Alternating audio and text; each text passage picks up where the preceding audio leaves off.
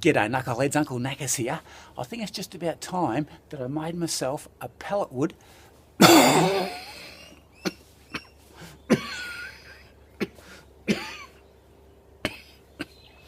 e-table.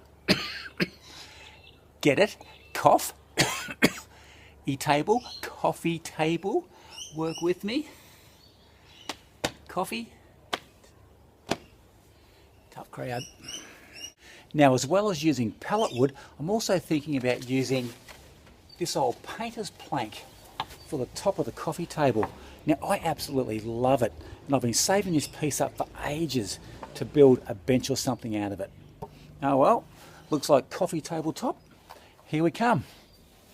Now let's cut that to size. To get the width that I need for the coffee table top, I need to cut this into 3 lengths. Each length is going to be 900 millimeters, which is about 35.5 inches.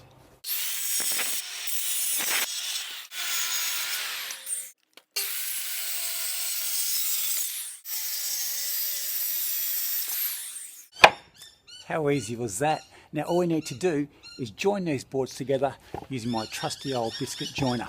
Now the overall width of the coffee table top is 480 millimeters, which is about 19 inches, and the total length is 900 millimeters, which is about 35.5 inches.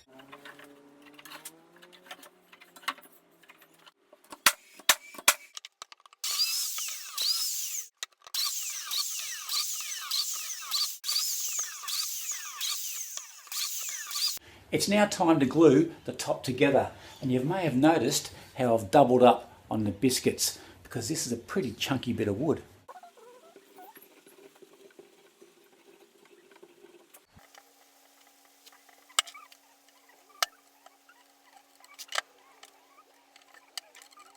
Now don't be shy with the glue, you can always wipe it off.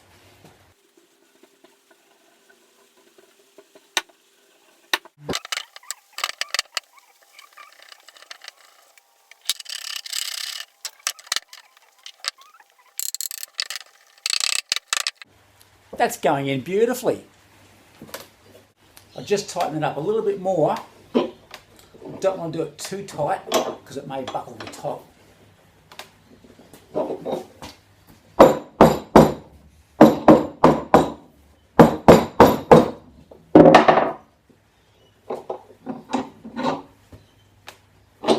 And now I'm just going to put a couple of weights on top of the on top of the coffee tabletop to keep it nice and flat until the glue dries.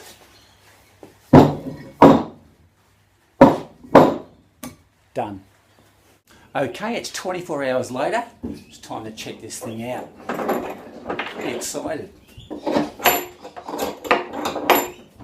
Okay. Oh, is it heavy? All right. That's looking pretty good. I'm happy with that. With the top done, it's now time to frame up the legs. Now I have a set for either end of the coffee table, and the length of the leg is 385 millimeters, which I think is about 15.25 inches. And the long one here is for the back of the coffee table, and I've already biscuit joined that together. Now the front's going to be a little different because that's going to have a drawer.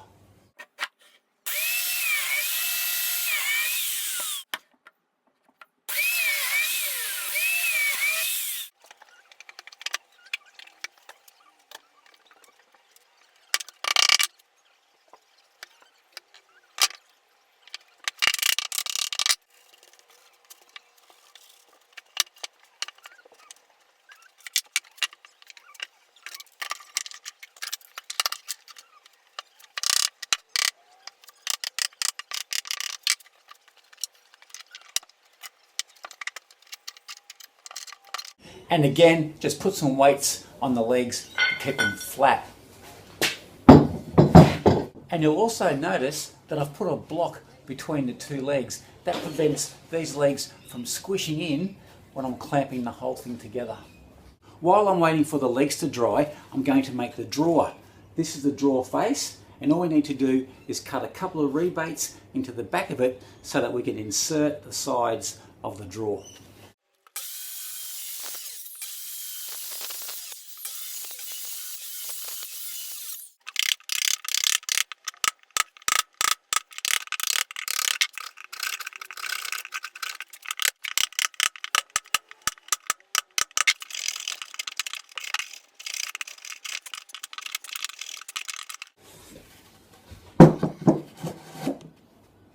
Beautiful. And now we need to cut the rebate for the drawer base.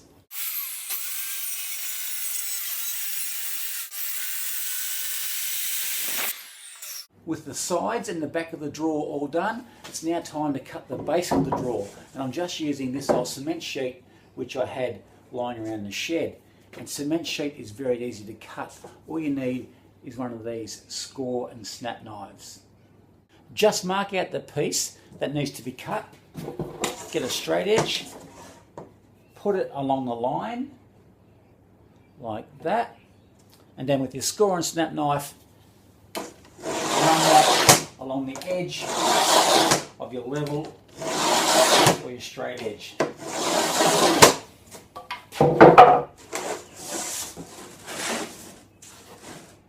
Then just position it on the edge of your bench and just snap it down like that. Too easy. And now just simply put the drawer together.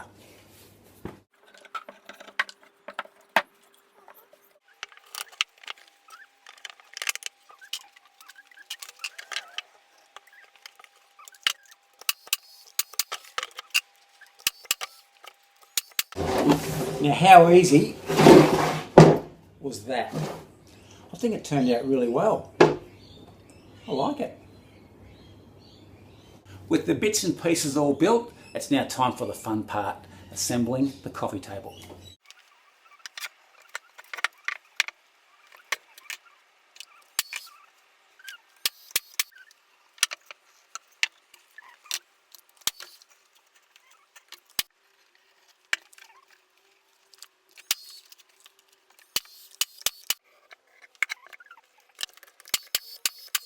This is the front of the coffee table and it's open because the drawer is going to fit in, hang on a second, like that.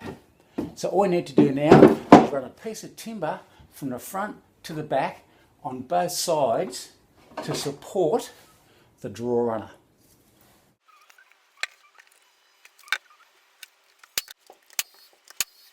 Now I've installed metal runners to the inside of the carcass on both sides and also to the underside of the drawer. And the reason why I chose metal runners is because this drawer is going to be opening and closing a lot and I wanted a smooth, hassle-free operation. Alright, let's give it a go.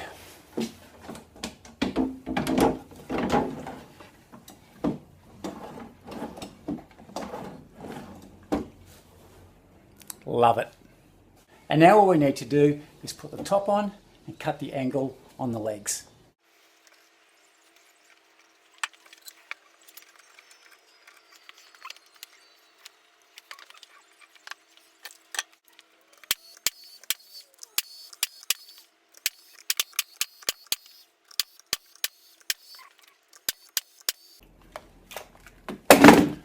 With the top down, let's cut the legs.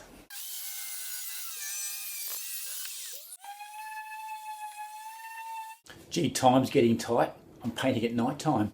Now I want to make it a bit more rustic, so I'm adding some paint. I usually paint a white coat first, followed by the other colours, and when that's all dry, we'll sand it back where required, and that'll give it that nice old rustic look. Now because the top of the coffee table is made up from an old painter's plank, I want it to look like an old painter's plank. And to create that effect, I'm just going to splatter some paint across the top by flicking this brush.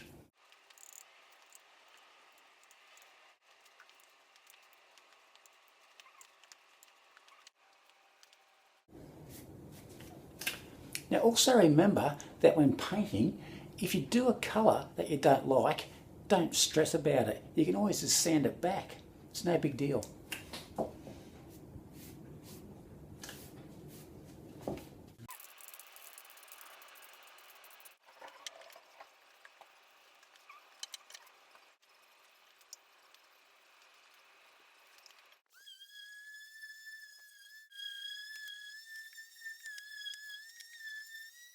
With it all sanded, it's now time to give it a couple of coats with my clear satin varnish.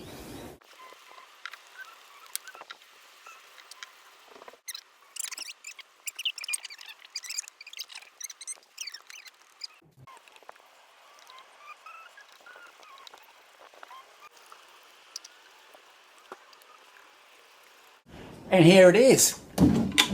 What do you reckon? I absolutely love it. Great tip, knackers! And you may have noticed how the paint colour is a bit different to earlier on.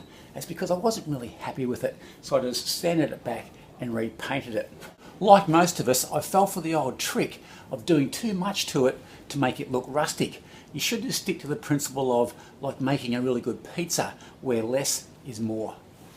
Well, I hope you enjoyed that and found it useful. I had an absolute ball making it, and it's amazing what you can do with a couple of old sticks of pallet wood. Now, as per usual, a thumbs up is always greatly appreciated, and if you're new to my channel, welcome, and please hit that subscribe button. And don't forget that I have a Facebook page at DIY For Knuckleheads. Links in the description box down below. Make sure you check it out. Now, don't go just yet. There'll be a few photos going backwards and forwards of the finished product. Alrighty, I think it's time for a cup of tea. So till next time, I'm out of here. Cheers.